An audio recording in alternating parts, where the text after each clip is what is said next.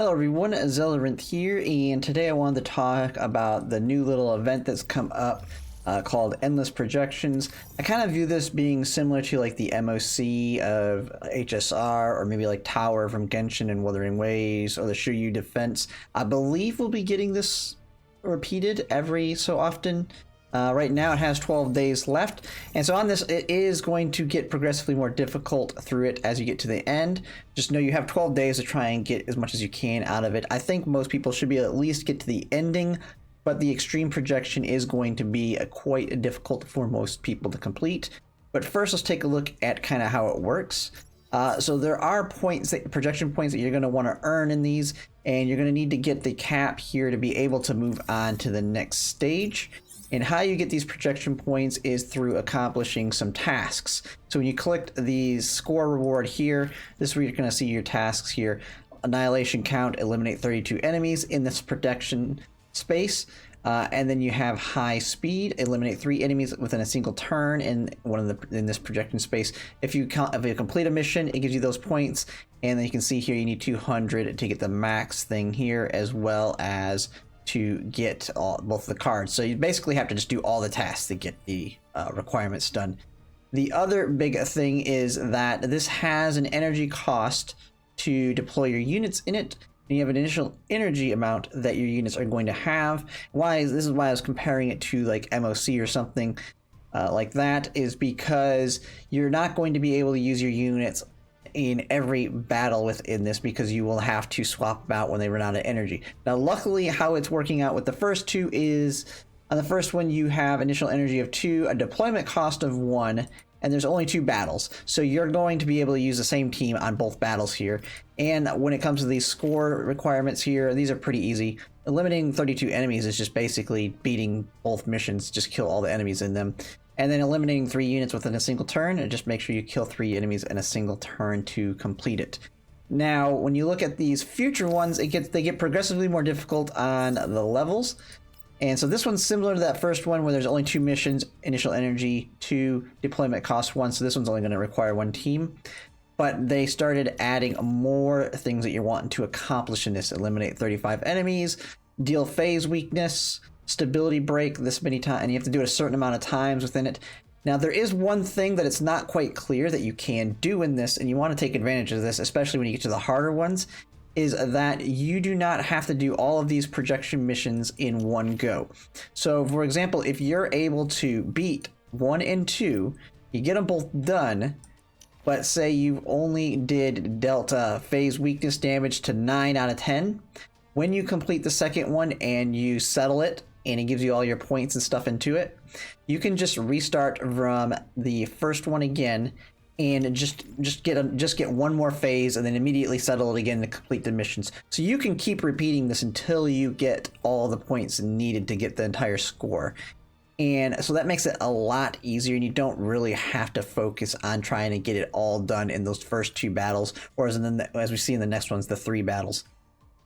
So just know you don't have to do. There's no like energy cost or anything to do this. You can do this as many times as you want, and so just make sure you're able to beat both of them, and then after that you can farm the rest of the projection points if anything's missing here on the first mission if need be, unless it's a specific one like this one that requires you to kill a specific enemy that is not until like the second mission.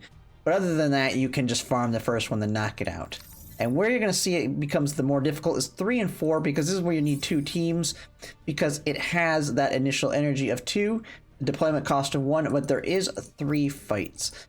And with this one, my strategy here, and I think this should be the strategy for most people, is you probably have like your core team, and then maybe you have some backup team members.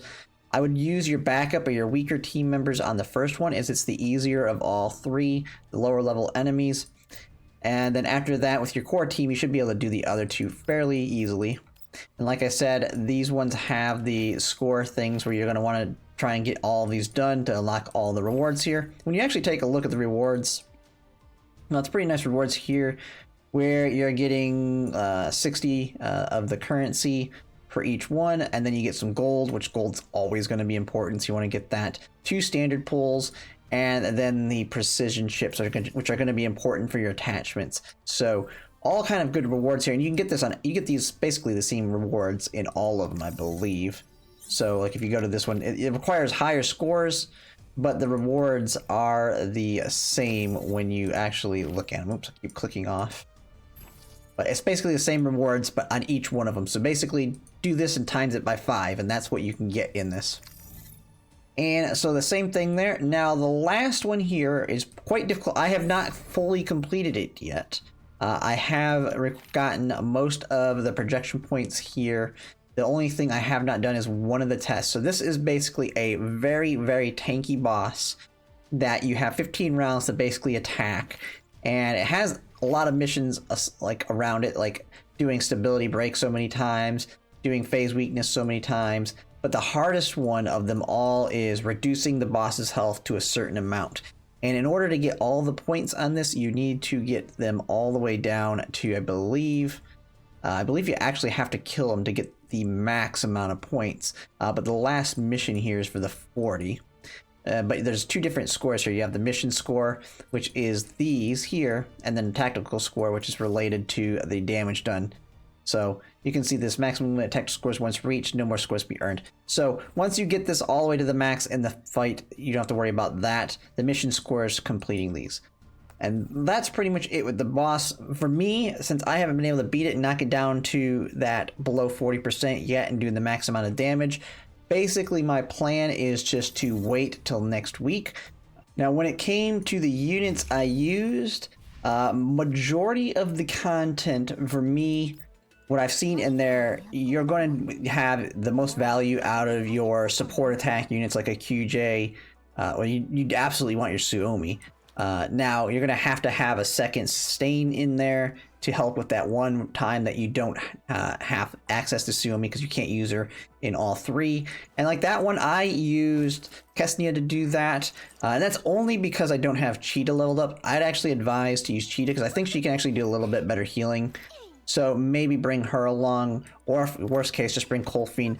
It's not exactly hard in a sense, especially the first one is not hard and that you're going to be running out of time. So you don't need to maximize your DPS. So if you want to just have it be a little bit more comfy with a little bit more healing, maybe you can bring a Cheetah and a Colfine and just make sure you're doing enough damage and clearing out the enemies there. But there was one mission where I felt like AoE was kind of a key there, and I think a lot of people already have a lot of build up, but I used her on that one. I haven't fully leveled her up all the way to 50 yet, and her weapon's still a little bit low. Resources are already tight for me, but if you have her leveled up, just know she's going to be useful in some of the missions in there. But I think a majority of them I did not need AoE. I think there was only 1 or 2 missions where I actually really kind of wanted the AoE extra damage there. But yeah, that is pretty much the mission there, or the endless projections. It's a nice little content there to add a little bit more currency to you, not too difficult, and you can push through it fairly quickly. I mean, I autoed a good chunk of it, but some of it you have to kind of manually do just because you're wanting to complete the little bit of mission objectives, and some of them have like the defend an area, and the AI is absolutely terrible about preventing the enemies from entering that area, so you might have to manually do those ones. But a good chunk of these early ones you can just probably auto and it'd be pretty easy. But yeah, that is pretty much it. I just wanted to cover it real quick. But yeah, if you like my content, if you could like, comment, and subscribe, it really helps. And thanks for watching.